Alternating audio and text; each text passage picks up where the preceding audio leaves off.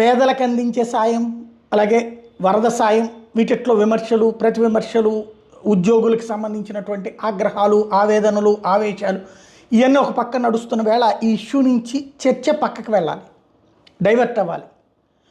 అందులో ఒకటి ఇప్పుడు షర్మిల కాదంబరి జత్యానిని ఇష్యూ తీసుకుని వస్తే పవన్ కళ్యాణ్ అసలు నీ హయాంలో పోల్చుకుంటే నువ్వు కూర్చుని మాట్లాడుతున్నావు, ఇప్పుడు మేము అద్భుతంగా చేశామంటూ అటువైపు నుంచి తీసుకుని వెళ్తే భారతీయ జనతా పార్టీ కూడా అనవసరమైన వరద రాజకీయాలు చేస్తున్నావు అన్నటువంటి విమర్శలు చేస్తుంటే, అయితే అవన్నీ సమాధానాలు లేకపోతే విమర్శలు అవుతాయి. అలా కాకుండా ఇప్పుడు కొత్త చర్చ మీడియాలో వచ్చేటందుకు ఉపయోగపడబోతోంది.